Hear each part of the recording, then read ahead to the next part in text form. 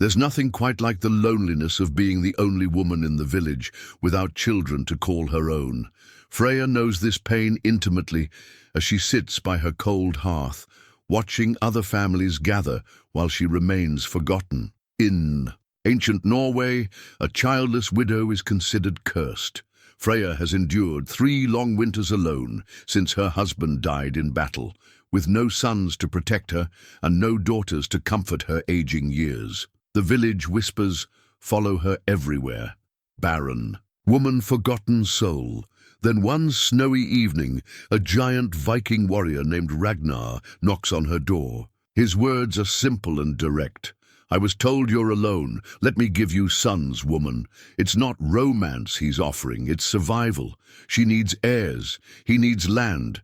But what happens when an arrangement made for necessity becomes something deeper than either expected? Before we jump back in, tell us where you're tuning in from, and if this story touches you, make sure you're subscribed, because tomorrow I've saved something extra special for you.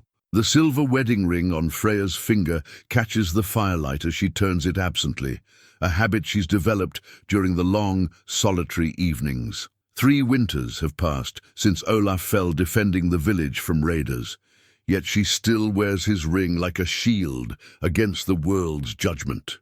The simple band represents everything she once had and everything she fears she'll never have again. Her timber hut sits at the village's edge, where the cultivated land meets the wild forest. It's a modest dwelling built by Olaf's own hands. When they married 8 years ago, the walls are thick pine logs, chinked with moss and clay, sturdy enough to withstand the harsh Norwegian winters, but feeling emptier with each passing season. 2 rooms comprise her world, the main living area with its stone hearth and worn wooden table, and the smaller chamber where she once dreamed of rocking babies to sleep. The loom dominates one corner of the main room, its intricate wooden frame standing like a silent sentinel over her solitude. Freya has spent countless hours at this loom, weaving cloth to trade for the necessities of survival. Each thread she pulls tight mirrors the control she tries to maintain over her unraveling life. The patterns she creates, geometric designs passed down from her grandmother, tell stories of prosperity, fertility, and family bonds. Ironic, considering her circumstances. Morning light filters through the oiled leather that serves as her window, casting long shadows across the packed earth floor. Freya rises before dawn each day, as she has since childhood. First, she tends the fire, coaxing life from the dying embers with practiced efficiency. The ritual of rekindling flame has become sacred to her, a daily promise that she will continue, that she will survive another day. The village of Ironhold stretches beyond her doorway like a living testament to Viking prosperity. 43 families call this settlement home, their longhouses and workshops arranged around a central gathering space where the great hall stands. Smoke rises from countless chimneys, carrying the scents of cooking meat, wood smoke, and the leatherworking that forms the backbone of their economy. Children's laughter echoes between the buildings, a sound that both comforts and torments Freya's heart. At the village well, the women gather each morning to draw water and exchange news. Freya approaches these gatherings with measured steps, knowing that her presence shifts the conversation's tone. Astrid, the village elder and wisest of the matriarchs, always greets her warmly, but the others maintain polite distance. They speak of their children's accomplishments, their husbands' victories, their growing families. When they address Freya, their voices carry the careful sympathy reserved for the unfortunate. The winter stores look sufficient this year, Astrid mentions, her weathered hands steady on the rope as she draws up the bucket. At 63, she has seen more seasons than anyone in Ironhold, and her grey hair braided with blue ribbons marks her status as keeper of traditions. My weaving brought good trade at the last market, Freya replies, focusing on the practical to avoid dwelling on personal matters. Helga, the blacksmith Bjorn's wife, shifts uncomfortably. Her rounded belly shows the promise of her 4th child, due before spring's end. "The gods have blessed us with another harvest of children this year," she says, then immediately reddens, realizing her thoughtlessness. The silence stretches like ice forming over still water. Freya fills her water bucket and nods politely. "And may they all grow strong and healthy." As she walks back to her hut, Freya hears the whispered conversation resume behind her. The words follow her like persistent shadows, cursed, barren, forgotten by the gods. She's learned to let them pass through her without taking root, but they still leave small wounds. Bjorn the blacksmith represents the village's backbone, honest, hard-working men who forge the tools and weapons that keep their community alive. His forge sits near the village center, and the ringing of his hammer against iron provides a steady rhythm to daily life. Unlike his wife, Bjorn treats Freya with consistent respect, always fair in their trades and never prying into personal matters. "Your husband's sword served him well," Bjorn told her the day after Olaf's funeral. "I forged it with care, and he wielded it with honor. That matters." These small kindnesses have sustained Freya through her darkest moments. They remind her that she remains part of the community's fabric, even if that thread has frayed. Her daily routine has become a meditation on survival. After morning water, she tends the small garden plot behind her hut. Even in winter's grip, there are tasks: checking the root cellar stores, maintaining tools, preparing fiber for the loom. Her hands stay busy while her mind wanders to memories of shared dreams. Olaf wanted sons to teach the warrior's path and daughters to learn their mother's wisdom. They spoke of names around their hearth on long winter evenings. Magnus for a first son, after his grandfather. Astrid for a daughter, honoring the woman who had guided so many through life's passages. But the children never came, despite years of hoping, praying, and consulting every wise woman within 3 days' travel. "Perhaps the gods test our patience," Olaf would say, pulling her close. "When the time is right, our children will come." Time ran out before their prayers were answered. The village hierarchy extends beyond simple family structures. Every person knows their place in the complex web of relationships that ensure survival. Warriors like Olaf held positions of respect, expected to defend the community when threats arose. Craftsmen like Bjorn provided essential services and maintained economic stability. Women managed households, raised children, and preserved the cultural knowledge that defined their people. Freya occupies an uncomfortable space in this structure. As Olaf's widow, she retains some status from his reputation, but without children to secure her future, that status erodes with each passing season. Younger women with growing families naturally assume greater importance. Freya understands this. Progression, it's practical, necessary for community survival, but understanding doesn't ease the isolation.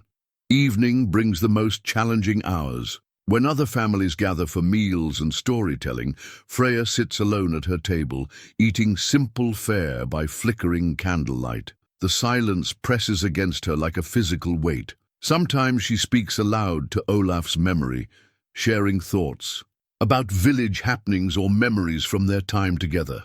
These conversations feel less like madness than like maintaining connection to the life she once knew. The leather pouch containing her herbs hangs from a peg near the hearth. Inside rest the carefully preserved plants she gathers each season. Willow bark for pain, elderberry for fever, chamomile for restless sleep. This knowledge came from her mother and grandmother, passed down through generations of women who understood that healing often falls to those who have experienced their own wounds. Sometimes villagers seek her herbal knowledge, especially when Astrid is occupied with other matters. These visits break her solitude and provide purpose beyond mere survival. She has delivered 3 babies in the past 2 years, each birth a bittersweet reminder of her own empty arms. Yet she performs these duties with gentle competence, finding meaning in service to others, even when her own dreams remain unfulfilled. The approaching winter promises to be harsh. Signs read by those who understand nature's language suggest heavy snow and prolonged cold. Freya's preparations reflect years of experience. Adequate firewood stacked against the north wall, root vegetables stored in the cellar, warm clothing, mended and ready. She has learned self-sufficiency from necessity, though the burden grows heavier each year. As snowflakes begin their evening dance outside her window, Freya sits at her loom, working by firelight. The rhythmic motion of the shuttle through the warp threads creates a meditative state where past and present blur together. Her fingers know these movements so well that her mind can wander freely. She thinks about the paths not taken, the choices that led to this moment of solitude. Would different decisions have changed her fate? Should she have remarried immediately after Olaf's death, when several men expressed interest? Pride and grief held her back then, and now fewer options remain. The men her age have established families. The younger ones seek wives who can bear many children. The fire settles in the hearth, sending sparks up the chimney like tiny prayers ascending to the gods. Freya adds another log and watches flames lick around the bark. Tomorrow will bring another day of the same routine, the same quiet endurance, the same careful navigation of community relationships that acknowledge her existence while highlighting her incompleteness. But tonight, as the wind picks up and snow begins accumulating on her doorstep, Freya doesn't yet know that her solitary existence is about to change forever. The silver ring on her finger catches the firelight one more time as she prepares for sleep, still turning it absently. A woman alone with her memories, unaware that destiny approaches on giant's feet through the swirling snow. The knock comes. At the worst possible moment, during the fiercest snowstorm Freya has witnessed in years. Wind howls around her hut, like hungry wolves, driving snow horizontal across the frozen ground. She has spent the evening reinforcing the leather window covering and banking extra wood around the fire to ensure warmth through the night. No sensible person travels in weather like this. Yet someone stands at her door. 3 heavy strikes against the timber echo through her small dwelling, each one deliberate and commanding. Freya freezes at her loom, shuttle halfway through the warp threads. The sound repeats. Not the desperate pounding of someone seeking emergency shelter, but the measured announcement of someone who expects to be admitted. She approaches the door cautiously. Through the storm's rage, she can make out the dark silhouette of a massive figure, even hunched against the wind. The stranger towers above her doorframe. "Who seeks shelter on such a night?" she calls through the thick wood. "Ragnar Eriksson, son of Eric the Bold. I come seeking Freya, widow of Olaf the Strong." His voice cuts through the storm like an axe through pine, deep, resonant, completely untroubled by the chaos surrounding him. He knows her name, knows her husband's name. This is no chance encounter. Freya lifts the heavy wooden bar that secures her door. The wind immediately tries to tear the door from her grasp as she opens it, and snow swirls into her warm sanctuary like an invading army. The man who steps across her threshold brings winter with him. Snow melts from his massive shoulders, pooling on her floor as he straightens to his full height. He must stand nearly 7 feet tall, broad as a bear, and twice as intimidating. His hair hangs in wet braids past his shoulders, dark as a moonless night. Scars crisscross his exposed forearms, old, wounds that speak of countless battles survived. His eyes, grey as storm clouds, survey her home with the calculating gaze of a warrior assessing territory. Against her doorframe leans his battle axe, its iron head gleaming dully in the firelight. The weapon seems to pulse with its own menace, a reminder that this stranger has dealt death many times over. "You are Freya," he states rather than asks, shaking snow from his massive frame like a great wolf. "I am." She closes the door against the storm and turns to face him fully. "Though I don't know why Eric the Bold's son would seek me on such a night." Ragnar removes his heavy cloak, revealing arms thick as tree trunks and a chest that strains against his woolen tunic. Everything about him speaks of power barely contained. Yet when he moves to hang his cloak on the peg beside her door, his movements are controlled, almost careful. I was told you live alone, that you have no children to carry your husband's name. Heat floods Freya's cheeks. Even from this stranger the words sting. The village talks. What of it? I have come to offer you sons.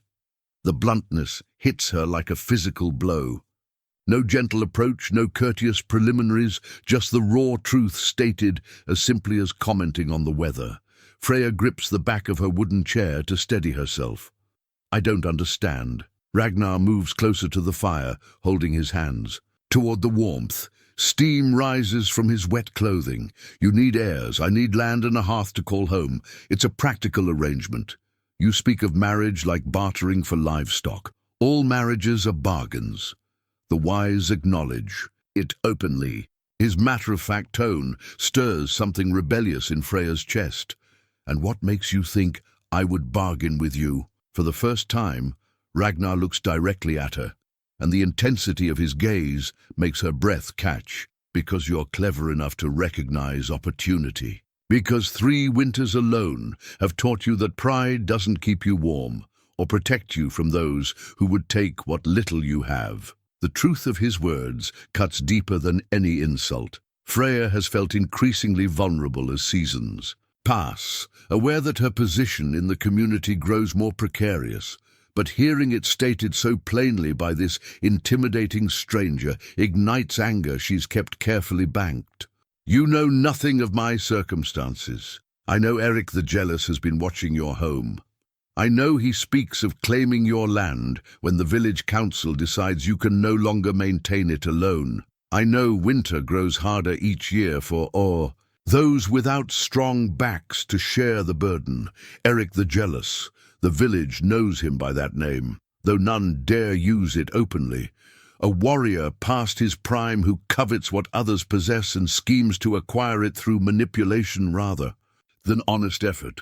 The thought of Eric's hungry gaze on her home sends ice through Freya's veins. What would you gain from this arrangement? She asks, forcing her voice to remain steady. A place to build legacy. Sons to carry my name when age claims me. Land to call my own instead of wandering from battlefield to battlefield. Ragnar settles onto the wooden stool near her hearth, and even seated, he dominates the space. The furniture seems toy-like beneath his frame. I have gold enough to improve your holdings, strength enough to work the land properly, skills enough to defend what is ours from those who would steal it. Ours. The word hangs in the air between them like a bridge across a chasm. You speak as if this is already decided. Nothing is decided, I offer. You consider. We reach agreement, or I continue on my way. The storm rattles her door, reminding them both that continuing on his way tonight would mean returning to the deadly cold. Yet Ragnar shows no urgency, no attempt to pressure her with his circumstances. His calm confidence unsettles her more than aggressive demands would have. Freya moves to her small store of hospitality supplies, needing motion to think clearly. She ladles hot broth from the pot, hanging over her fire. Tears bred from her dwindling loaf, places both before this unexpected guest. Basic courtesy, nothing more. You could have any woman in a dozen villages. Why seek out a widow who has proven barren? Ragnar accepts the food with a nod of thanks. Who says you are barren? Perhaps your husband lacked what was needed. The suggestion shocks her. In her culture, childlessness is always blamed on the woman. To suggest otherwise challenges fundamental beliefs about fertility and divine favor. Olaf was a good man, a strong man.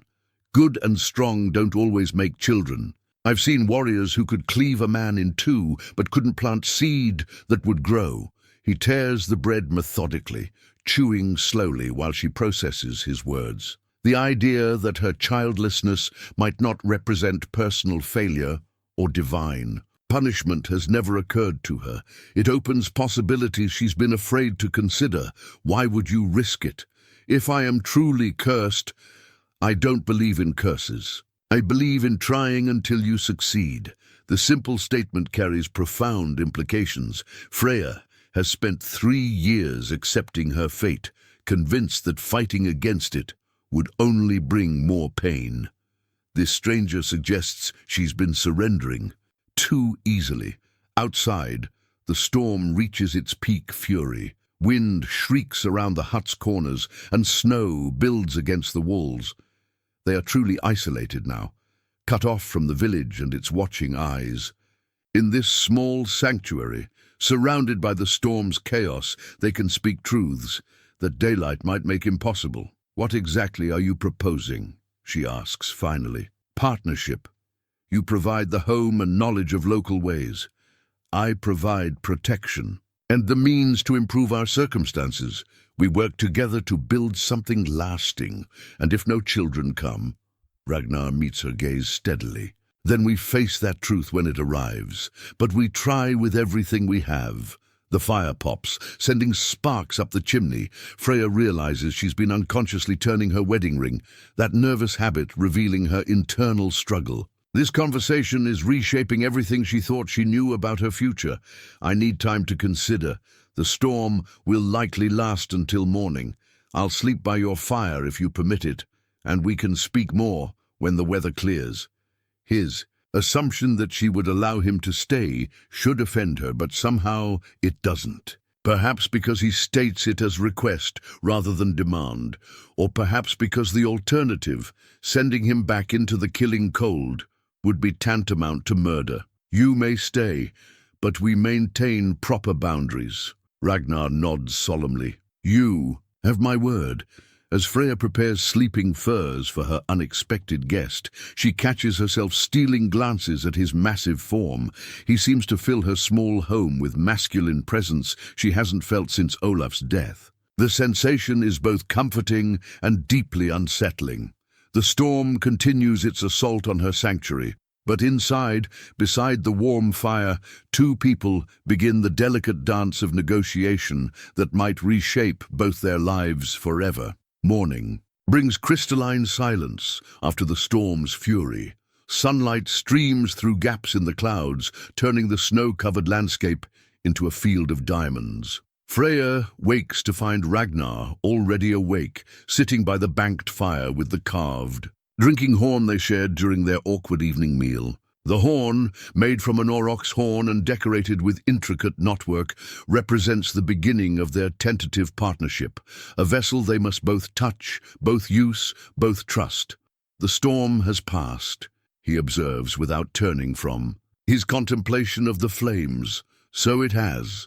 Freya rises from her bed, acutely aware of his presence in her intimate space. She has slept poorly, hyper-aware of his breathing, the occasional creak of the wooden stool when he shifted position, the strange comfort of not being completely alone through the long night. She busies herself with morning tasks, stirring the fire to life, checking her water supply, beginning preparations for the day's first meal. Ragnar watches without comment, but she feels his assessment of her domestic competencies. Everything has weight now, meaning beyond the simple acts of survival. "I accept your proposal," she says suddenly, the words emerging before she can second-guess herself again.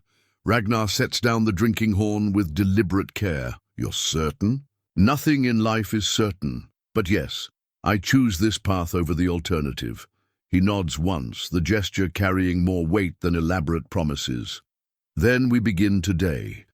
The practical negotiations that follow feel surreal after the momentous decision. They discuss sleeping arrangements. He will build a partition to create separate spaces within her small home until they know each other better.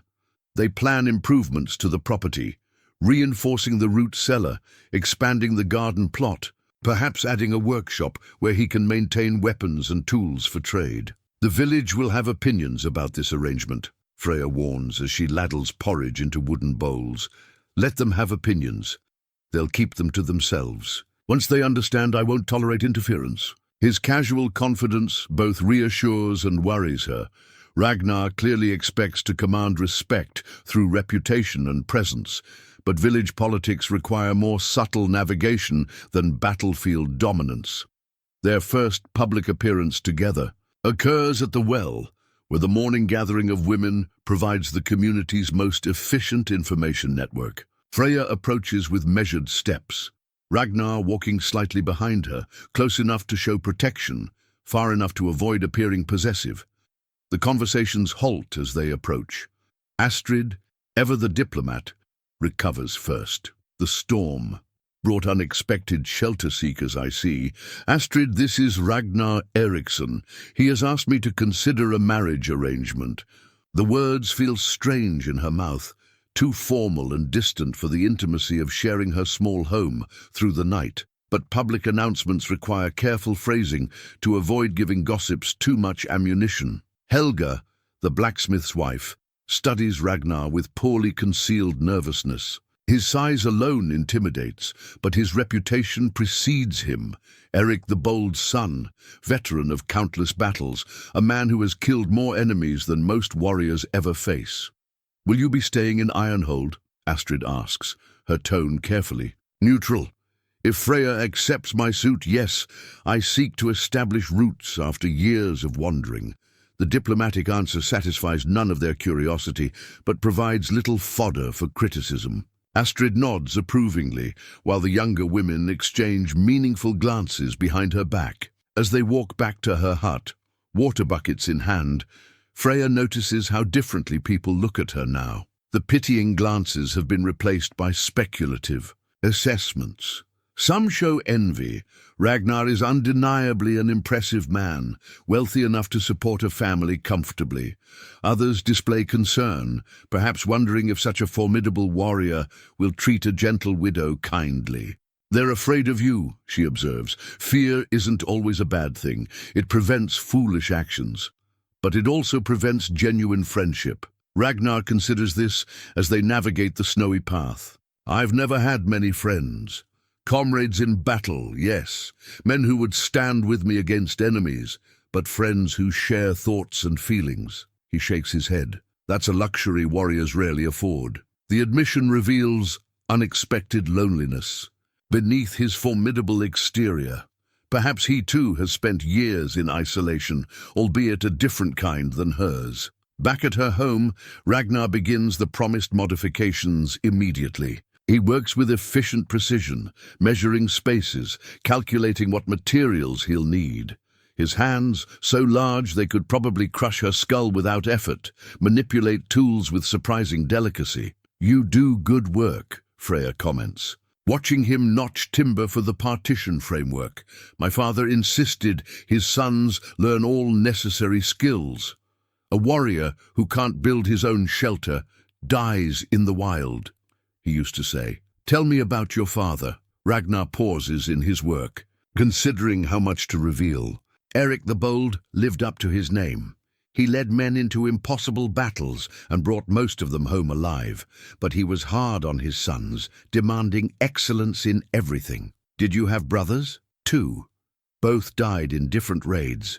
I'm the only one left to carry his bloodline."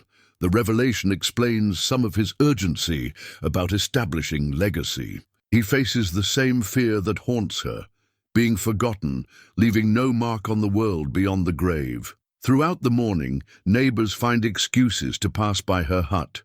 Some offer help with heavy tasks, others bring small gifts of welcome. All come to assess the stranger who has claimed their widowed neighbor.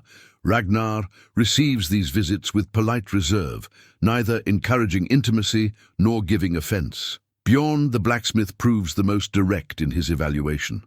He arrives, carrying a horseshoe that needs minor adjustment, clearly an excuse to examine Ragnar's character. "Your axe could use attention," he observes, studying the weapon that has become a permanent fixture by her door. "The edge shows wear." "I maintain my own weapons," Ragnar replies evenly. "Every warrior says that. Few do it well enough. It's a challenge wrapped in professional observation." Ragnar retrieves his axe and displays the edge for Bjorn's inspection. Even Freya can see the weapon is perfectly maintained, sharp, balanced, showing the care of someone whose life depends on his tools. Bjorn grunts approval. "You do honest work. That matters in a man." After Bjorn leaves, seemingly satisfied, Freya realizes she has passed some kind of test by association. The blacksmith's acceptance will carry weight with other village men. Evening brings their first shared meal as acknowledged partners. Freya prepares her best provisions, preserved meat, fresh bread ale.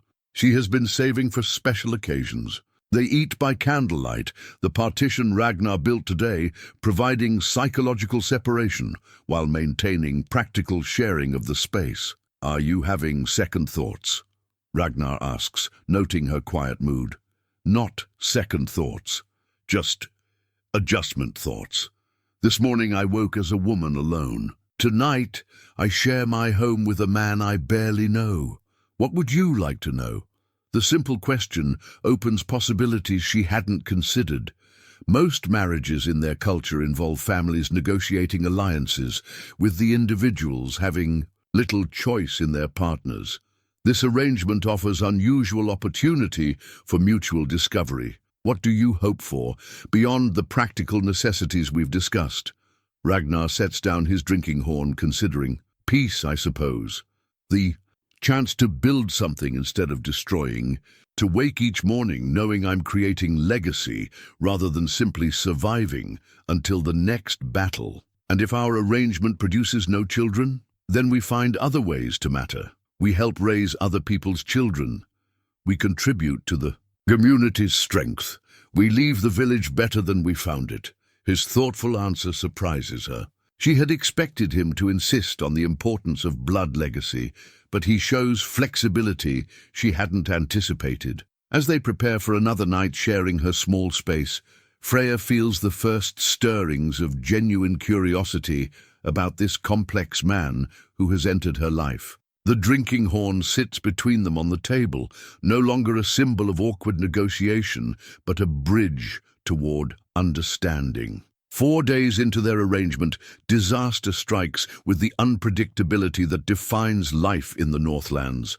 Ragnar collapses while splitting firewood, his massive frame crumpling like a felled tree. Freya rushes from her loom to find him burning with fever, barely conscious, his left shoulder oozing blood through his woolen tunic. "What happened?" she asks, though he can barely focus on her face. "Old wound," he mumbles through chattering teeth. Thought it had healed properly. She helps him into the house, his weight nearly overwhelming her despite his efforts to support. Himself, the man who seemed invincible just hours ago, now leans on her like a child, his skin radiating heat that has nothing to do with exertion. With gentle efficiency, she cuts away his tunic to examine the wound. A long scar runs from his shoulder blade toward his collarbone, poorly healed and now angry red with infection. The flesh feels hot and swollen, with yellow pus seeping from several points along the old cut. "When did this happen?" she asks, reaching for her leather herbal pouch that hangs by the hearth. 2 months past. Battle outside Bergen. The healing woman there said it looked clean. Freya sets water to boil and begins selecting herbs from her carefully maintained collection. Willow bark for the fever, golden seal for the infection, comfrey. To encourage proper healing, this knowledge flows through her hands like muscle memory, passed down from her grandmother, who served as the village healer before Astrid assumed those duties. The healing woman was wrong, she says bluntly, mixing powdered golden seal into a paste. This wound never properly closed. It's been festering beneath the surface for weeks. Ragnar tries to sit up straighter, but she presses him back with firm hands. "Stay still. You're going to be my patient now, not my protector." The irony isn't lost on either of them. The powerful warrior who came to provide strength and security now depends entirely on her care. Yet somehow, this reversal feels like the beginning of genuine partnership rather than its end. She works through the evening, cleaning the infected wound with hot water and honey, applying herbal poultices, forcing willow bark tea between his fever-cracked lips. Ragnar drifts in and out of consciousness, occasionally mumbling fragments of old battles, names of fallen comrades, half-formed prayers to gods who may or may not be listening. During his more lucid moments, their conversations take on an intimacy. That daylight and health had prevented. Why did you really come here, she asks, while changing his bandages on the second night. Told you, need land, legacy, sons. There's more to it than that.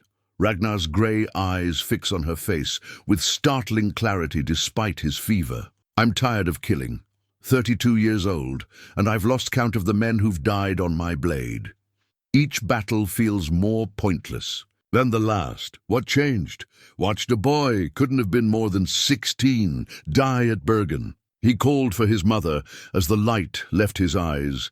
I realized I might father sons just to send them to die the same way. The admission reveals depths she hadn't suspected. This fearsome warrior carries the weight of every life he's taken, every young man who never returned home to anxious families. You could have walked away from fighting without seeking a wife.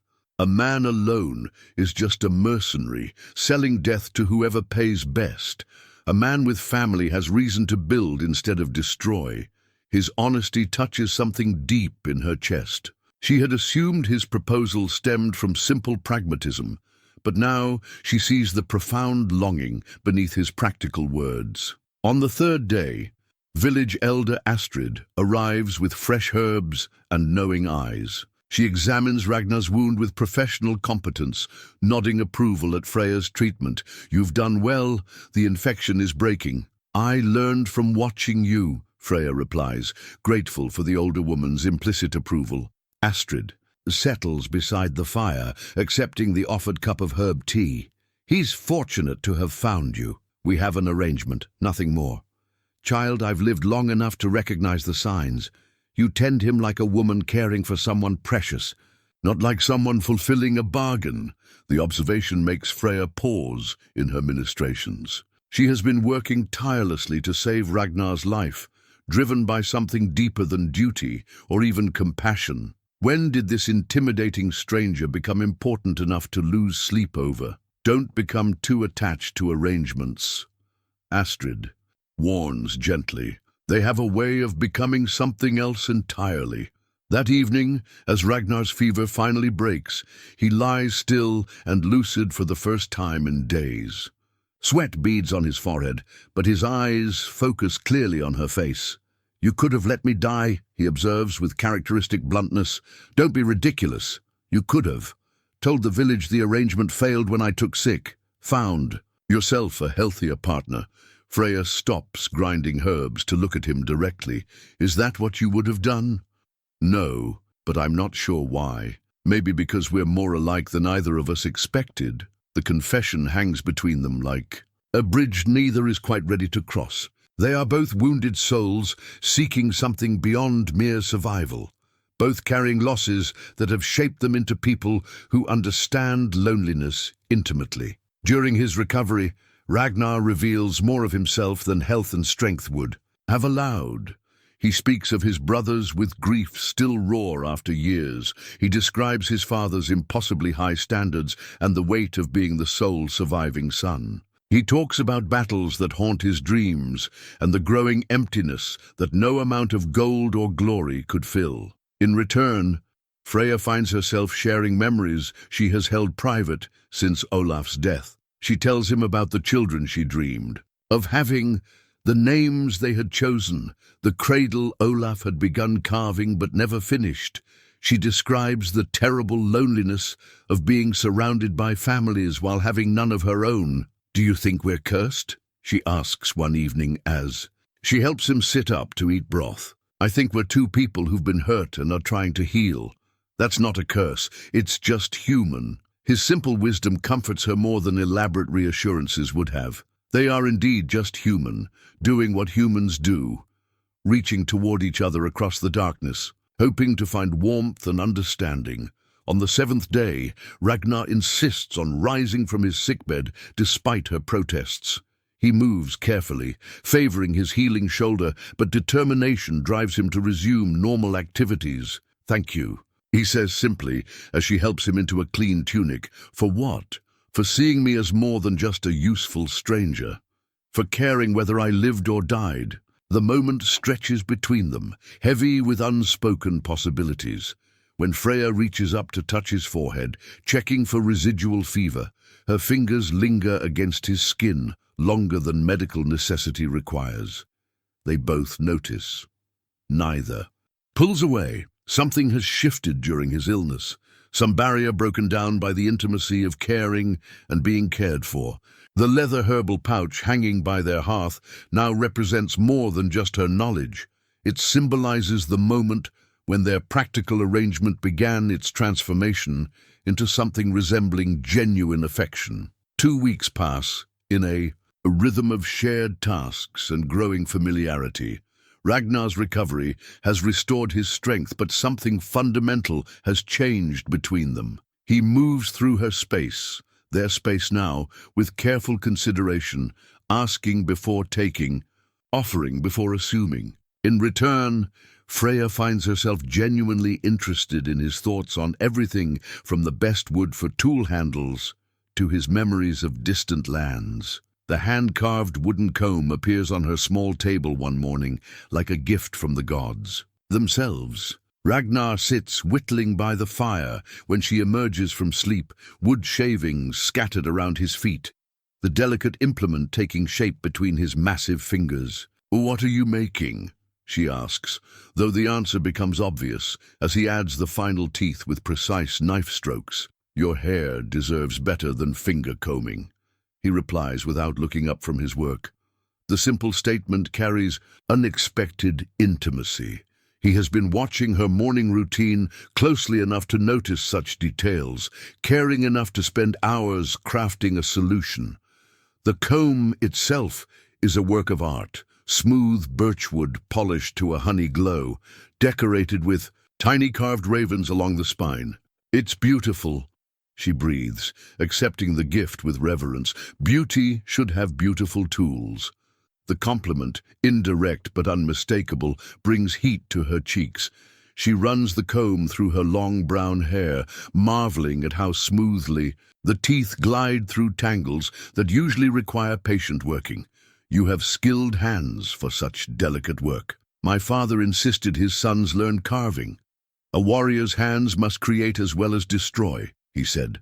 Their conversation is interrupted by voices outside, multiple people approaching with purpose rather than casual visitation. Ragnar immediately tenses, his warrior instincts assessing potential threats even in peaceful circumstances. Bjorn, the blacksmith, leads a delegation of village men, their expressions serious but not hostile. Behind him walk Harold the fisherman, old Magnus, who keeps the village's livestock, and 3 younger men Freya recognizes but doesn't know well. "Ragnar Eriksson," Bjorn announces formally. "We've come to discuss the spring festival preparations. The annual celebration marks winter's end and honors the gods who protected the community through the harsh months. Every family contributes labor, food, or entertainment to ensure the festival's success. For Ragnar to be included in these discussions represents significant acceptance or significant testing. "What part would you have us play?" Ragnar asks, his tone carefully neutral. "The unmarried men traditionally compete in strength contests," Harold explains. "Wrestling, axe-throwing, stone-lifting. Since your arrangement with Freya isn't yet formally blessed by the gods, you would be eligible." The implication hangs heavy in the air. These competitions serve multiple purposes: entertainment, demonstration of fitness for marriage, and establishment of hierarchy among the village's fighting men. Ragnar's participation would publicly test his worthiness while potentially threatening other men's standing. "And if I choose not to participate?" "That's your right," old Magnus says diplomatically, "but people might wonder about a warrior who avoids friendly competition." Freya recognizes the delicate political maneuvering. To refuse would suggest either cowardice or disdain for local customs.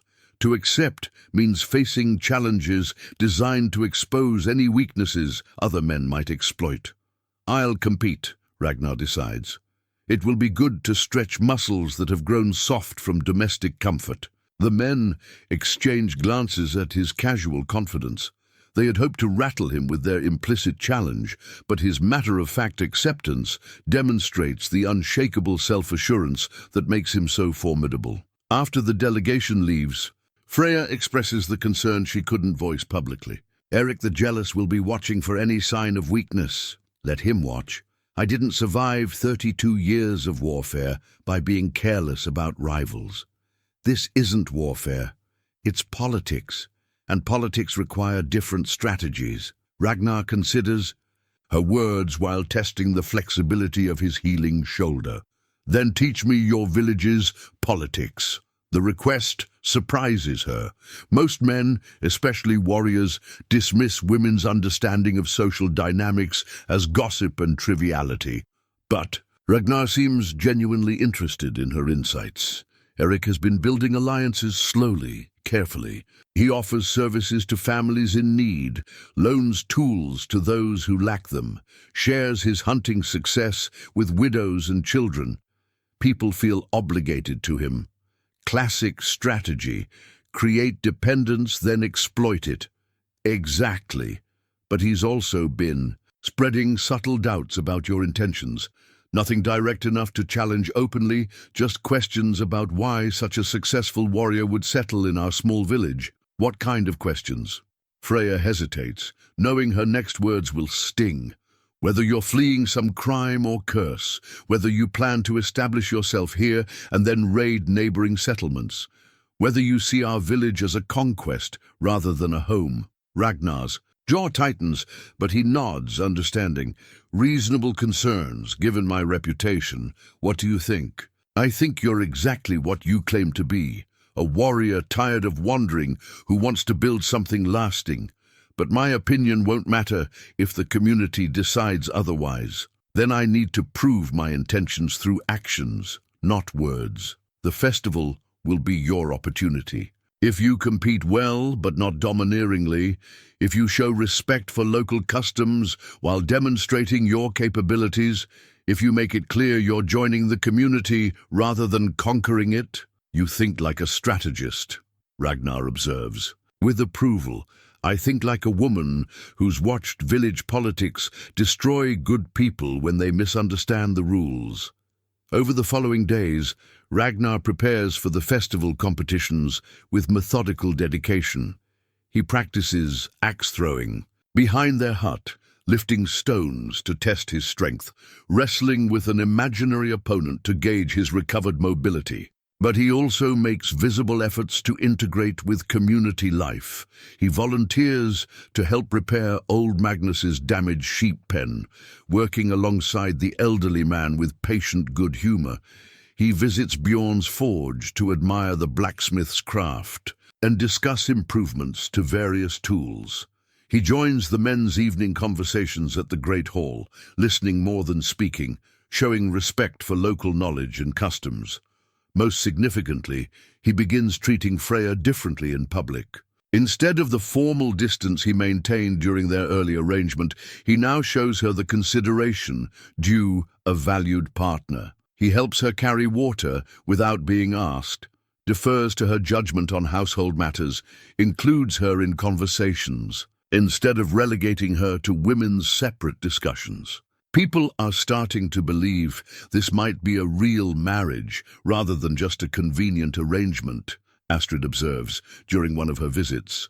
Maybe it is becoming real, Freya admits, surprising herself with the words, "Be careful, child." The heart can convince itself of many things when loneliness runs deep. But watching Ragnar work patiently with old Magnus, seeing his genuine interest in Bjorn's craftsmanship, witnessing his respectful attention to village customs, Freya begins to believe this might indeed be more than convenience driving their growing connection. The wooden comb he carved for her sits beside her mirror, a daily reminder that someone now notices and cares about the small details of her existence. Each morning when she uses it, she thinks about the hours he spent shaping wood into something beautiful for her alone. Perhaps Astrid is right to warn about the heart's capacity for self-deception, but perhaps sometimes the heart recognizes truth that the mind hasn't yet accepted. The village festival arrives with the first warm wind of spring, bringing the entire community together in celebration that feels more necessary than joyful. Winter has been harsh, taking two of the elderly and testing everyone's endurance. The festival serves as both thanksgiving for survival and hopeful petition for the growing season ahead. Freya weaves the braided leather cord while watching Ragnar prepare for the competitions. Her fingers work automatically, plaiting scraps of leather into something stronger than its individual components, much like what seems to be happening between them. The cord serves no practical purpose, but the act of creating it soothes her nervousness about the day ahead. "You're worried," Ragnar observes, adjusting the leather bindings on his wrists. Festivals have a way of revealing truths people normally keep hidden. By evening, the whole village will know exactly what they think of our arrangement. And what do you think they'll decide? Freya ties off the braided cord, examining its intricate pattern. That depends on whether you remember this is about joining them, not dominating them. The festival ground spreads across the village's central area, marked by colorful banners fluttering in the spring breeze. Families arrange themselves in traditional groupings, with the unmarried young people clustering near the competition area where they can assess potential partners' capabilities. Astrid, dressed in her finest robes and wearing the ceremonial torque that marks her authority, calls for the festivities to begin. The married couples lead the first dance, their movements telling the story of the seasons: winter's hardship, spring's renewal, summer's abundance, autumn's preparation for the cycle to begin again. Ragnar and Freya stand awkwardly at the edge of the married couple's area, their ambiguous status leaving them uncertain where they belong. They are not yet formally wed, but neither are they truly unmarried. The other couples glance at them with curiosity, some welcoming, others reserving judgment. "Come," old Magnus calls out, beckoning them forward. "You've shared a hearth through winter. That makes you family enough for the dance?" The gesture of inclusion brings tears to Freya's eyes. She hasn't participated in the couple's dance since Olaf's death, hasn't felt entitled to claim that place in the community's celebration. Now Ragnar's large hand engulfs hers as they join the circle of dancers. He moves with surprising grace for such a large man, his steps careful and measured as he learns the traditional patterns. When the dance requires partners to mirror each other's movements, he watches her intently, following her lead with focused attention that makes her feel like the most important person in his world. "You dance well for a warrior," she murmurs during a pause between sequences. "I'm a quick study when the teacher is worth watching." The compliment, delivered with his characteristic directness, sends warmth through her chest. Around them, other couples move with the practiced ease of years together, but she finds herself thinking their careful attention to each other might be more meaningful than unconscious familiarity. The dancing ends, and the competitions begin. Eric the Jealous has positioned himself prominently among the organizers, his calculating gaze fixed on Ragnar as the contests are explained. He competes in the first event himself, stone lifting, managing a respectable showing that earns approving nods from the watching crowd. When Ragnar's turn comes, he approaches the stones with studied casualness. The largest stone, used to test the strongest competitors, sits like a sleeping bear in the center of the competition area. Eric managed to lift it chest high and hold it for several heartbeats, drawing impressed murmurs from the observers. Ragnar examines the stone thoughtfully, running his hands over its surface to find the best grip. Then he lifts it smoothly overhead and holds it there long enough to drink from a cup someone hands him before setting it down gently. The display is impressive without being insulting, clearly superior to Eric's effort, but performed with enough good humor to avoid humiliating anyone. The crowd appreciates both his strength and his restraint. "Show off," Eric mutters, but his words carry more grudging respect than genuine criticism. The axe-throwing competition follows. Here, Eric excels, his years of hunting providing the precision needed for consistent accuracy. His throws cluster tightly around the target's center, earning genuine applause from spectators who appreciate skill over raw power. Ragnar throws with the casual competence of someone for whom weapons are tools rather than demonstrations of prowess. His axes hit precisely where he aims them, but he aims for solid hits rather than showing off perfection. Again, his performance impresses without threatening anyone's ego. The wrestling proves most challenging, not physically, but politically. Here, direct dominance becomes unavoidable. Someone must win, someone must lose, and the watching community will draw conclusions about relative status from the results. Ragnar's first opponent is young Harald, Bjorn's nephew, strong but inexperienced. The match ends quickly and gently, with Ragnar using technique rather than force to secure victory, while ensuring the younger man suffers no embarrassment. His second opponent presents more complexity, Thorvald the Hunter, a man of middle years, with significant community standing, expects to provide Ragnar's real test.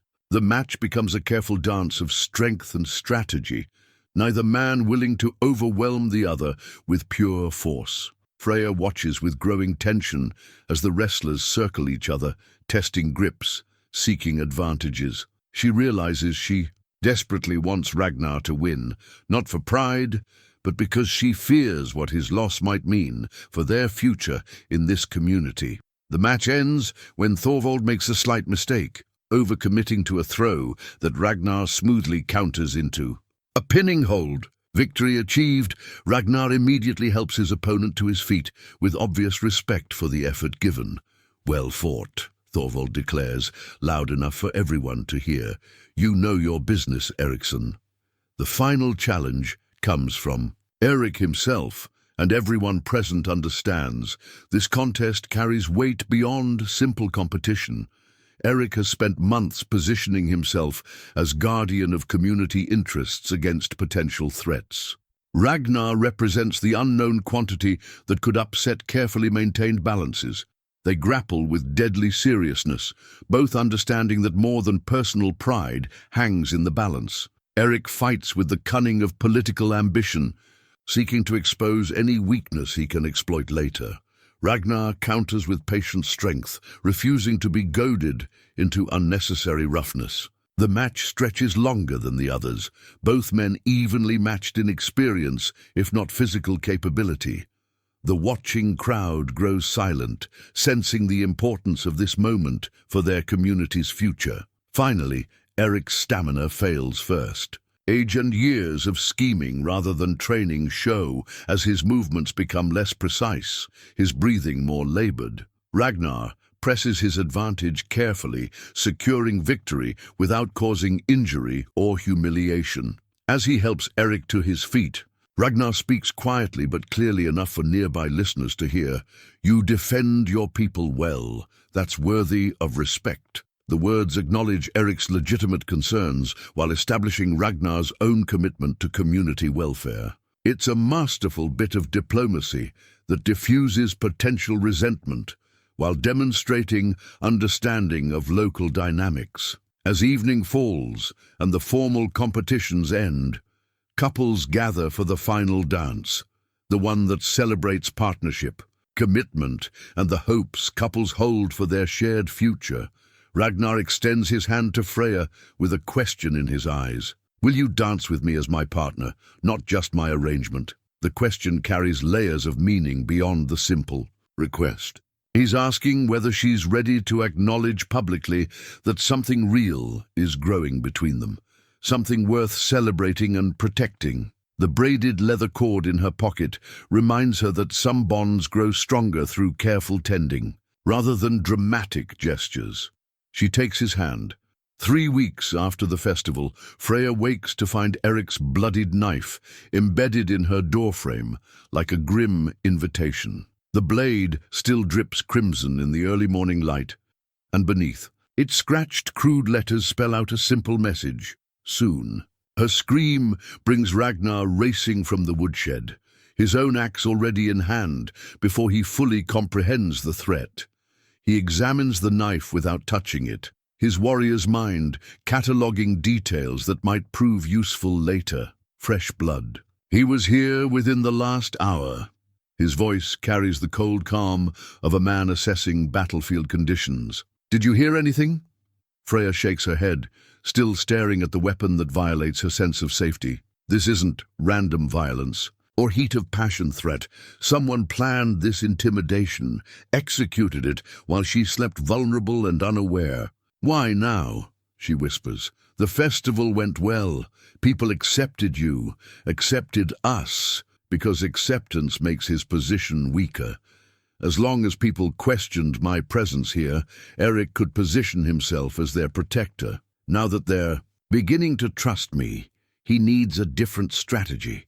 Ragnar pulls the knife free and wraps it carefully in cloth. I'm taking this to Bjorn. Let him see what his fellow villager does in darkness. But before they can act on the threat, a different kind of revelation changes everything.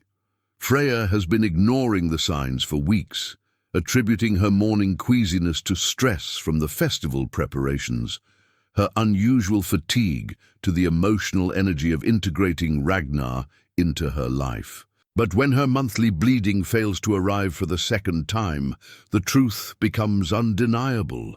She sits at her loom, shuttle motionless in her hands, as the reality settles over her like morning fog. The arrangement is working exactly as intended. She carries new life within her body, but instead of the pure joy she always imagined this moment would bring, complex emotions war in her chest, relief that her body can indeed create life, terror that she might lose this precious gift as she has lost so much else, confusion about what this means for her relationship with Ragnar, and underneath it all, a fierce protectiveness toward the tiny spark of existence growing inside her. Ragnar returns from the village with disturbing news that compounds her emotional turmoil. Bjorn confirmed the knife belongs to Eric, but more troubling intelligence emerged during their conversation. Eric hasn't been working alone, Ragnar reports, settling heavily onto his stool by the fire.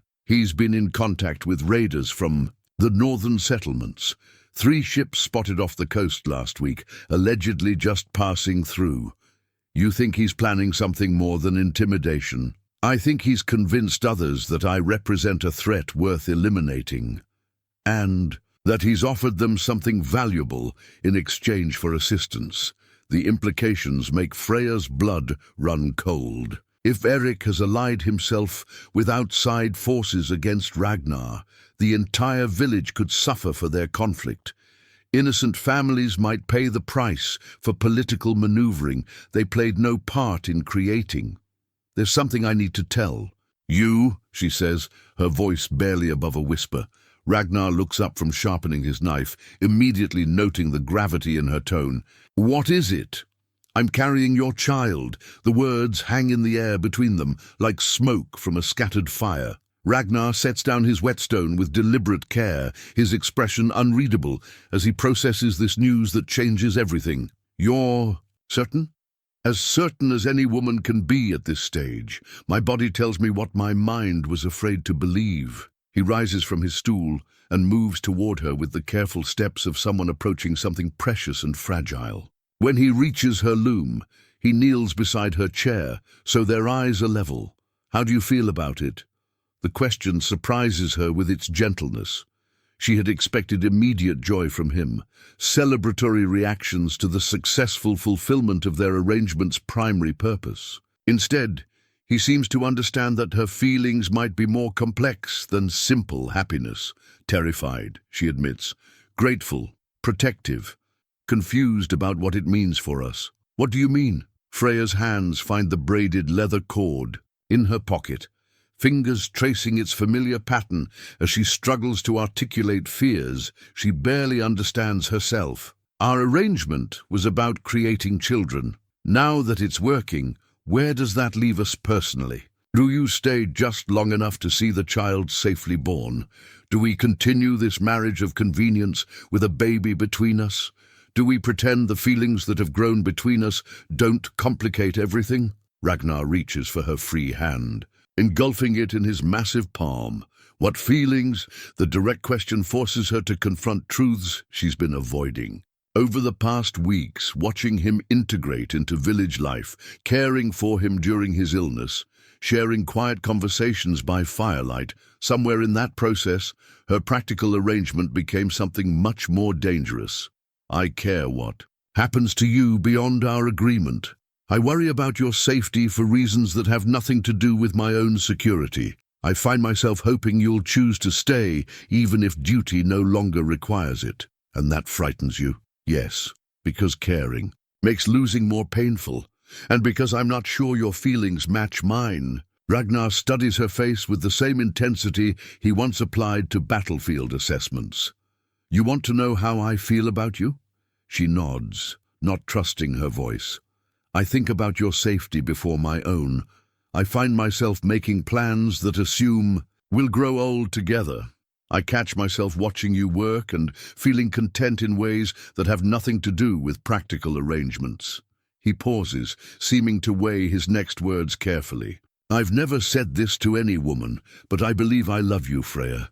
Not as a convenient partner or the mother of my future children, but as the person who makes me want to be better than I am. The confession breaks something loose in her chest. Emotions she's held, carefully contained, spilling free like spring floods.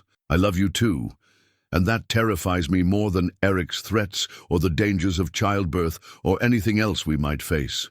They hold each other beside her loom, two people who found each other through necessity, discovering that need has transformed into something infinitely more precious and more fragile. But their moment of connection is shattered by urgent pounding. On the door, Thorvald the hunter's voice carries through the timber, tight with urgency. Ragnar, ships in the harbour, 3 of them flying no banners we recognize. Eric's gone missing from his usual haunts, and his closest friends are nowhere to be found. The threat they feared is materializing with the swift inevitability of an avalanche. Eric has played his final gambit, bringing outside force to bear against the man who threatens his position in the community. Ragnar rises immediately, his body already shifting into the alert readiness of a warrior preparing for battle. But his eyes remain on Freya, torn between his need to protect the village and his desire to shield her from the coming violence. The child, he says simply, will be safer if its father survives to protect it. She replies, though the words taste like ash in her mouth. Go. Do what you must. This isn't over, he promises, buckling on his weapons. Eric may have chosen his strategy, but the game isn't finished. As he strides toward the door, Freya touches her still flat belly, where new life grows in secret. Everything has changed in the space of a single conversation.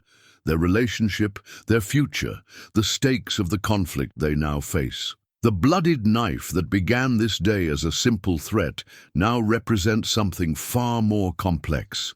The external forces trying to destroy not just their arrangement, but the genuine love that has grown from it. Eric isn't just challenging Ragnar's place in the village anymore. He's threatening the family they're building together. Outside, the sound of men gathering for council drifts through the morning air. The community Ragnar worked so carefully to join must now decide whether to stand with him against unknown enemies or sacrifice him to preserve their own safety. And somewhere beyond the harbour, ships full of armed men wait for Eric's signal to transform political maneuvering into deadly violence.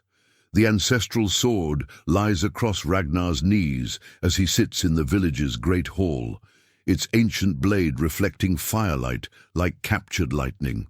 This weapon has been in his family for 6 generations, carried by his father Eric the Bold and his grandfather before him. Every scratch and dent tells a story of battles fought, enemies defeated, honor preserved through blood and steel. Now, he must decide whether to draw it one more time or find another way to resolve the crisis threatening everything he has built in Ironhold. 15 men, Bjorn reports grimly, returning from his scouting mission to the harbour. Well-armed, well-organized, definitely not merchants or casual raiders. They're waiting for something, or someone. The village council has gathered in emergency session, faces grave in the dancing shadows cast by the central hearth.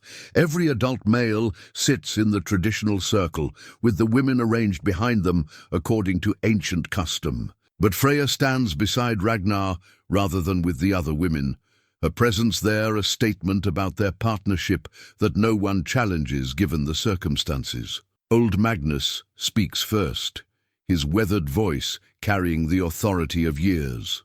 Eric approached me 2 months ago, asking questions about our defenses, our fighting men, our stores. I thought he was being prudent, looking after community interests. He asked me about trade routes. Harold the fisherman adds reluctantly, which merchants visit regularly, when they typically arrive, what goods they carry. Said he wanted to improve our bargaining position. The pattern becomes clear as more men share similar conversations. Eric has been gathering intelligence systematically, preparing detailed information about Ironhold's vulnerabilities for potential enemies. His betrayal runs deeper than personal rivalry. He has endangered the entire community to satisfy his ambition. Where is he now? Ragnar asks, though he suspects the answer. Gone, Thorvald confirms. His hut stands empty, his boat missing from its mooring. He vanished sometime during the night. After leaving his calling card at my door, Ragnar adds grimly, producing the bloodied knife for all to see. Astrid examines the weapon with the keen eye of someone who has witnessed many conflicts over her long life. This isn't the blade of someone planning subtle murder, it's a declaration of war. The question, Bjorn states bluntly, is whether we fight Eric's war or find another path. Silence settles over the gathering as everyone contemplates the impossible choice before them. Submit to Eric's demands, presumably Ragnar's exile or death, and hope the raiders leave peacefully, or stand against superior numbers with uncertain chances of victory. What do the raiders want? Young Harold asks. Maybe this can be resolved through negotiation. Men like that don't sail 3 ships to remote villages for conversation, Ragnar replies. They want plunder, slaves, or territory. Eric has promised them something valuable enough to justify their time and risk. Could we pay them to leave? Suggests Ivar, the ropemaker, desperation creeping into his voice. With what? We're a small farming and fishing community, not a wealthy trading center. And even if we had enough silver, paying raiders only ensures they'll return with more ships next season. Freya steps forward, her voice cutting through the masculine debate with unexpected authority. There's something you're all forgetting. Every eye turns to her, some surprised that she would speak in such formal council, others curious about her insight. Eric didn't just betray Ragnar, he betrayed all of you.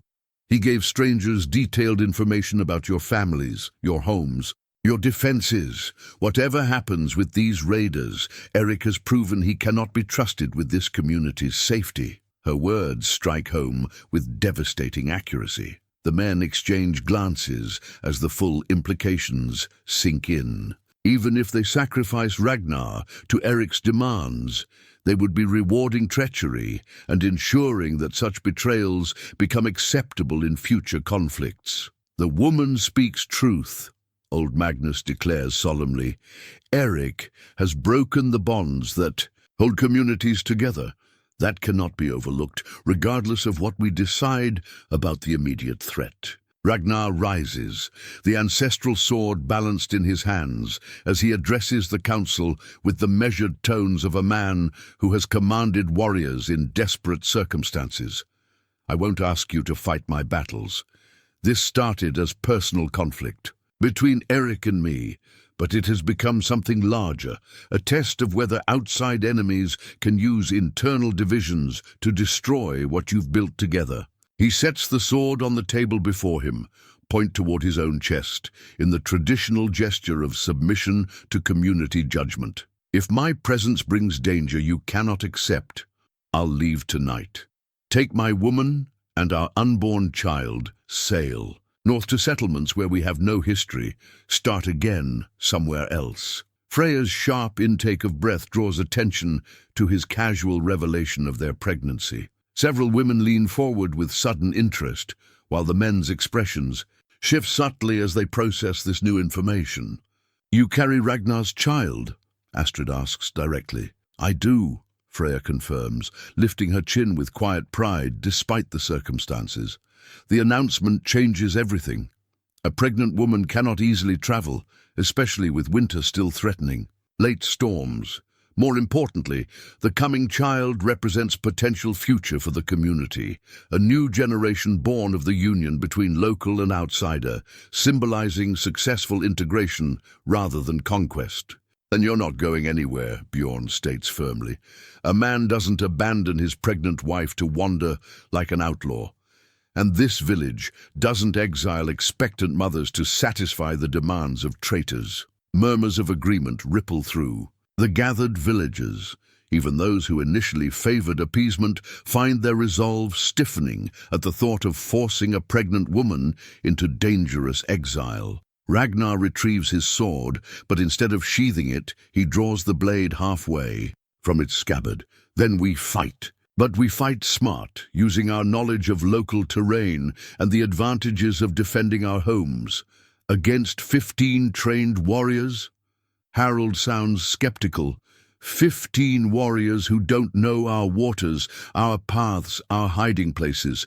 15 men who think they're attacking sheep instead of wolves.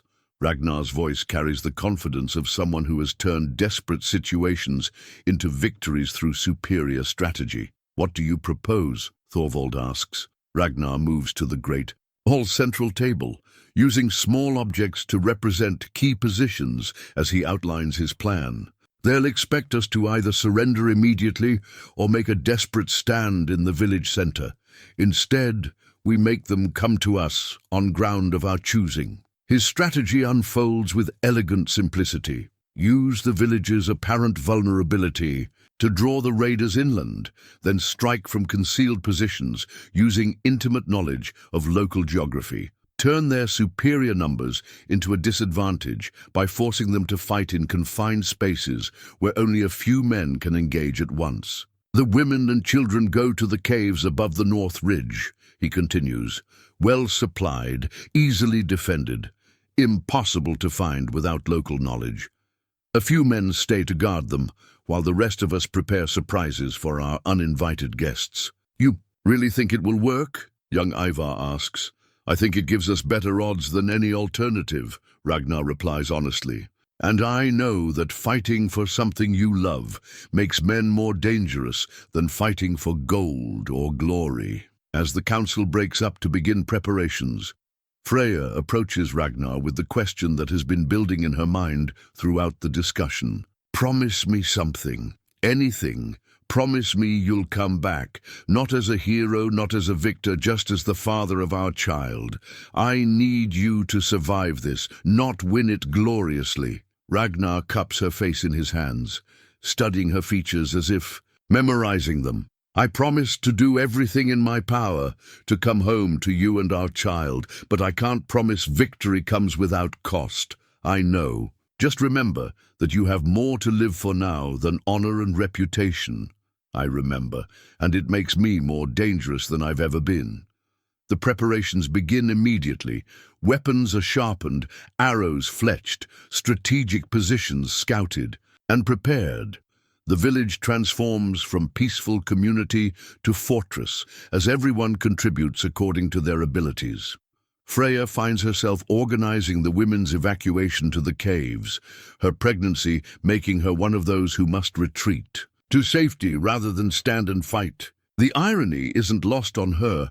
She helped convince the village to stand against the raiders, but now must trust others to implement the decision. As evening approaches and the raiders' signal fires appear on their ships, Freya shares what might be her last quiet moment with Ragnar.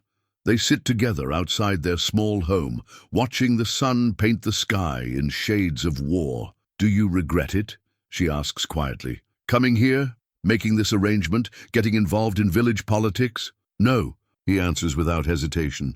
"Even if tomorrow brings disaster, these past months have given me more genuine happiness than all my previous years combined. And if we survive this, then we raise our child in a community that knows how to stand together against threats." We grow old together, arguing about domestic arrangements and spoiling our grandchildren. We become the couple that other young people look at and wonder if they'll ever be so fortunate. The vision he paints seems almost impossibly beautiful, given their current circumstances. But as Freya rests her hand on her belly, where new life grows in darkness, she allows herself to believe such futures remain possible. Tomorrow will bring of violence and uncertainty, but tonight, for a few precious hours, they can still dream of the life they're fighting to protect. Dawn arrives with the creak of oars and the splash of boats being dragged onto shore. From her position in the caves, above the village, Freya watches through gaps in the rocks as 15 armed men beach their small craft and form up in loose battle order. Eric stands among them, no longer the scheming villager, but revealed in his true nature as someone willing to destroy his own community for personal gain. The small wooden shield she crafted during the sleepless night feels inadequate in her hands, but its weight provides comfort nonetheless. Carved from a piece of drift oak and reinforced with iron strips salvaged from broken tools, it represents her transformation from passive victim waiting for others to determine her fate into someone prepared to defend what matters most. "They look confident," whispers Astrid, who insisted on joining the women and children in the caves despite her age and status. "Too confident. That's what Ragnar is counting on," Freya replies, though her own heart hammers against her ribs as she watches the raiders advance toward the seemingly defenseless village. The plan relies on deception and timing. Most of the village's defenders have concealed themselves in carefully prepared positions, behind the blacksmith's forge, beneath the raised platforms of storage sheds, inside root cellars with camouflaged openings. Only 3 men remain visible. Bjorn, working at his anvil, as if unaware of approaching danger, old Magnus feeding chickens with deliberate casualness, and Thorvald mending nets by the harbour. Eric leads the raiders directly toward the village centre, his familiarity with local layout guiding them along the most obvious path. He points toward specific buildings as they walk: Bjorn's forge, with its valuable iron stores, the grain storage that represents the community's winter survival, the great hall where village wealth might be hidden. "There," Eric calls out, his voice carrying clearly in the still morning air. "The blacksmith first. He'll have weapons and tools worth taking, and he's too old to fight effectively." But as the raiders spread out to surround Bjorn's forge, the first phase of Ragnar's strategy springs into action.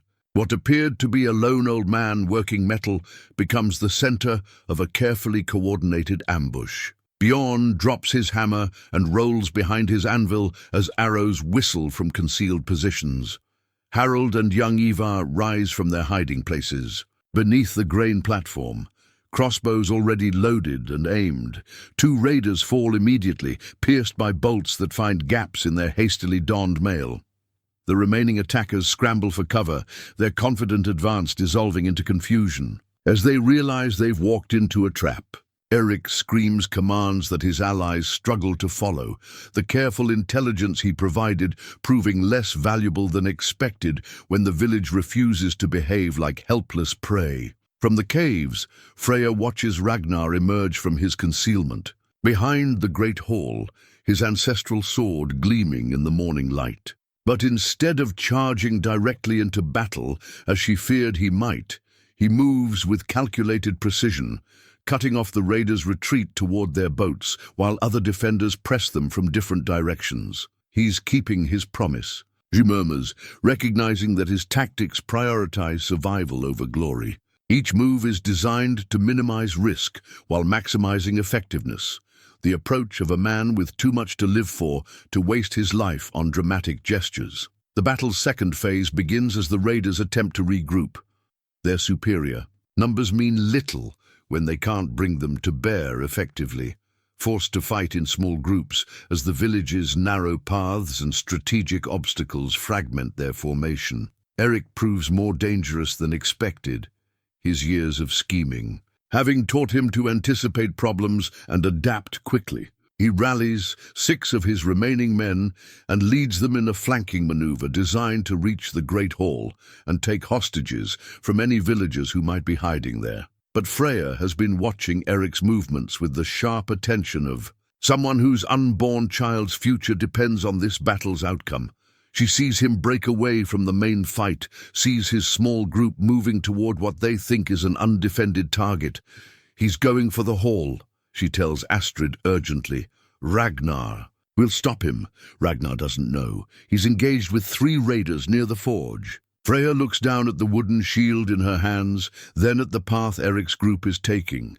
A route that will bring them directly beneath the cave entrance where the village's most vulnerable members wait in hiding. The old Freya, the woman, who had accepted her fate passively for 3 long years, would have remained hidden and hoped others would solve the problem. But the woman carrying Ragnar's child, the woman who has learned that love requires active protection rather than passive endurance, makes a different choice. Tell them what happened if I don't return, she says to Astrid, then slips out of the cave before the older woman can stop her. The path down from the caves is treacherous, made more dangerous by her need for speed and stealth. But Freya knows every stone and route from childhood explorations, and desperation lends strength to muscles that haven't been tested by such exertion in years. She reaches the Great Hall's rear entrance just as Eric's group approaches from the front. Through gaps in the timber walls, she can see them preparing to force entry, weapons ready for whatever resistance they might encounter inside. Her small shield feels heavier now, weighted with the responsibility of protecting not just herself, but everyone who depends on this community's survival. For the first time in her life, Freya understands what Ragnar meant about love making someone more dangerous. She has never felt more capable of violence than in this moment when everything she cherishes faces destruction. The broken chain lies in the dirt at Ragnar's feet, its iron links scattered like defeated promises. Eric had worn it as a symbol of his authority. The chain he used to bind captives, to drag the unwilling into submission, to demonstrate his power over those weaker than himself. Now it serves as testament to the futility of ruling through fear and domination. Ragnar's decision comes not from anger, but from a deeper understanding of what strength truly means. When he found Freya defending the Great Hall's entrance with nothing but courage and a makeshift shield, something crystallized in his mind about the difference between power and protection, between conquest and guardianship. You could have stayed. Hidden, he told her as they stood over Eric's defeated form. So could you have stayed away from this village, she replied. But we both chose to fight for what matters. The turning point arrived when Eric, desperate and cornered, made the mistake of threatening the one thing Ragnar valued more than his own life. Seeing Freya in danger, his pregnant wife facing armed enemies while trying to protect others, unleashed something in Ragnar that transcended mere warrior fury. He fought not for glory or reputation, but for the future growing in her womb, for the community that had accepted them both, for the possibility of peace he had discovered in her arms. That motivation transformed him from a skilled killer into something far more dangerous, a protector with everything to lose. The battle's conclusion came swiftly once Ragnar embraced this truth about himself. Eric's remaining raiders, watching their leader defeated by a man who seemed to grow stronger as the fight progressed, lost heart for a conflict that no longer promised easy victory. Your leader brought you here under false promises, Ragnar called out to the surviving attackers, his sword at Eric's throat but his voice remarkably calm. He told you this village was defenseless, full of easy plunder. Now you know better. 3 of the raiders had fallen in the fighting, not to cruel slaughter, but to the determined defense of people protecting their homes. The rest found themselves surrounded by villagers who had emerged from hiding, faces grim but not bloodthirsty. We offer you choice, Ragnar continued, demonstrating the wisdom he had learned about leadership. Take your boats and sail away. Tell others that Ironhold is not prey for casual raiding. Live to see another day and perhaps make better decisions about who you follow. The offer of mercy rather than vengeance surprised both the raiders and some of the villagers. Traditional Viking justice would demand blood payment for the attack, death for those who threatened the community. But Ragnar understood that mercy, from a position of strength, sends a more powerful message than cruelty born of fear. One by one, the surviving raiders backed toward their boats, their movements careful and non-threatening. They had learned the difference between easy targets and communities willing to defend themselves, between bullying the weak and facing organized resistance. Eric himself presented a more complex problem. Village law demanded judgment for his betrayal, but the nature of that judgment would define what kind of community Ironhold chose to become. Exile, old Magnus pronounced, after brief consultation with the other elders. Banishment from this village and all territories under our protection. Let him wander as he has made others wander, but without the comfort of knowing he has a home to return to. The sentence struck Eric harder than death might have. To be cut off from community, to lose the connections that gave life meaning, to face the world as a man without people, for someone who valued power and status above all else, it represented the cruelest possible punishment. As the raiders departed and Eric stumbled toward an uncertain future, Ragnar felt the weight of his ancestral sword differently than ever before. The weapon had served its purpose not through killing, but through the demonstration of controlled strength, the promise of violence held in check by wisdom and restraint. You chose mercy, Freya observed, as they watched the boats disappear beyond the harbor. I chose what would best protect our future. Dead enemies become martyrs for others to avenge. Defeated enemies who survive spread the word that we're not worth attacking. Bjorn approached, his weathered face showing new respect for the man he had initially viewed with suspicion. You could have killed them all. Most warriors would have, for the honor of it. Most warriors don't have pregnant wives and communities to think about, Ragnar replied simply. Honor matters less than ensuring my child grows up in a safe place. As evening fell over the village, Freya stood with Ragnar, surveying the damage from the day's conflict. Minor injuries, some destroyed property, but no permanent losses that couldn't be repaired with time and effort. We did it, she said wonderingly. We actually defended our home. We all did it. The whole village stood together when it mattered. The broken chain at their feet caught the last light of day, its shattered links reflecting the destruction of old patterns based on dominance and fear. In its place, something stronger had emerged, bonds forged through mutual choice, tested by shared danger, strengthened by the knowledge that some things are worth fighting for. Above them, stars began appearing in the darkening sky, the same stars that had witnessed countless conflicts throughout history. But tonight, they looked down on a community that had chosen protection over conquest, mercy over vengeance, unity over division.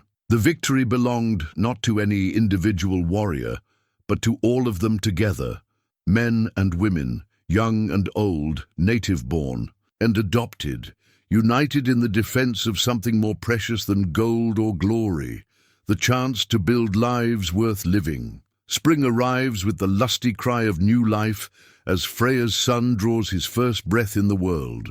The baby's blanket, woven with threads from her old loom, interwoven with new wool, dyed the deep blue of peaceful skies, represents everything this moment means. The blending of past sorrows with future hopes, the transformation of what was into what could be. He has your stubbornness, Ragnar observes with exhausted joy, watching his son's tiny fists wave in indignation at being thrust from the warm darkness into the bright, cold world. And your sighs, Freya replies weakly, though her smile could illuminate the entire hut. I felt every inch of him during the birthing. Astrid, who served as midwife with the practiced skill of someone who has welcomed countless children into the world, examines the infant with professional satisfaction. Strong lungs, good color, proper weight. This one will survive whatever life brings him. The village celebration begins before the baby's cord has fully healed. Word spreads through Ironhold with the swift efficiency of all-important news, and, by evening, the great hall fills with neighbors eager to welcome the newest member of their community. "What will you name him?" Bjorn asks, presenting a tiny iron ring as his gift to the child, the traditional blessing from the village blacksmith that symbolizes strength and endurance. "Magnus," Ragnar announces, accepting the ring with deep gratitude. "After the elder who welcomed us when we needed acceptance most, old Magnus himself appears genuinely moved by the honor, his weathered face creasing with pleasure as he examines his namesake. May he grow to deserve the name better than the old man who bears it." But Freya notices how Magnus holds the baby with the gentle confidence of someone who has guided many young lives, and she thinks the name could not be more appropriate. The weeks that follow blur together in the timeless rhythm of caring for new life. Ragnar proves surprisingly adept at domestic tasks, changing soiled clothing without complaint, pacing the floor during crying spells, singing old war songs in a gentle voice that somehow soothes the baby better than traditional lullabies. "You're a natural father," Freya observes one evening, watching him rock their son beside the fire. "I had good teachers. My father was hard but never cruel, and he made sure his sons understood that protecting family comes before personal ambition. Do you think he would approve of what we've built here?" Ragnar considers the question seriously, looking around their expanded home.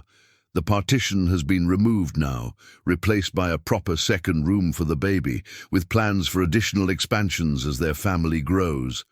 "I think he would be proud that his bloodline continues through a son who chooses building over destroying. And I think he would appreciate that his grandson will grow up knowing his father loves his mother." The simple statement carries profound meaning. Their arranged partnership has become something neither expected when Ragnar first knocked on her door during that terrible storm. Love grew gradually, naturally, through shared challenges and quiet moments, through the intimacy of caring for each other and the discovery that they genuinely enjoyed each other's company. 6 months after Magnus's birth, Eric's exile serves as a distant reminder of the threats they faced and overcame. Travelers occasionally bring news of a bitter man, wandering from settlement to settlement, never staying long enough to belong anywhere, growing older and more desperate with each passing season. "I almost pity him," Freya admits during one such report. "Almost. He chose his path when he chose treachery over community. Everyone faces difficult decisions, but not everyone responds by trying to destroy what others have built." Ragnar nods, understanding her meaning. They had both faced the choice between isolation and connection, between giving up and fighting for something better. Eric made different choices and must live with the consequences. The village thrives in the aftermath of the crisis that tested their unity.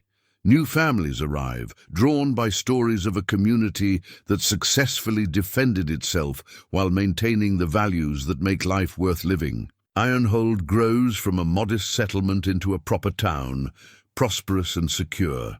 Bjorn's nephew Harald marries the daughter of a merchant family from the south, their wedding celebration lasting 3 days and establishing new trade connections that benefit everyone.